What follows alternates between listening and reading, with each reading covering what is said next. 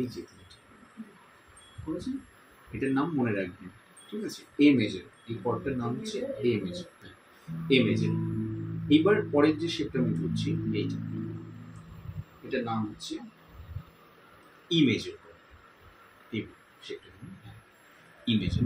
তাহলে তিনটে কর্ড কি কি ধরলাম আমি? প্রথমে ডি মেজর, মনে রাখবেন কিন্তু ডি, আমি পাঠিয়ে দেবো আপনাকে কর্ড, কিন্তু এই মুহূর্তে আপনি এগুলো মনে রাখার চেষ্টা করুন। ডি মেজর, একটা এ মেজর, একটা ই মেজর।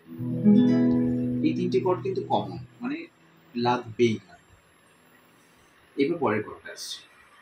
পরের কর্ডটা হচ্ছে একটু ডিফিকাল্ট হতে পারে ধরতে, কিছুই না তাও।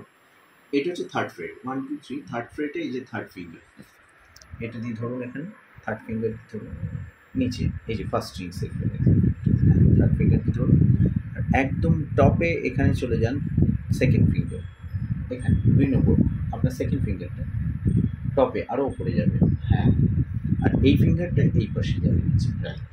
এই হয়ে গেল জি মেজর। একটু বাজান।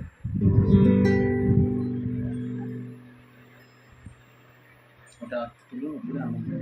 আচ্ছা ঠিক আছে, যদি আপনার মনে হয় এই আঙুলটাতে যদি অসুবিধা হচ্ছে, আপনি এই আঙুলটা নাও ধরতে পারেন, আপনি এইভাবে ধরুন, কিন্তু এই 6 স্ট্রিংসটা বাজাবেন না, নিচে বাজাবেন,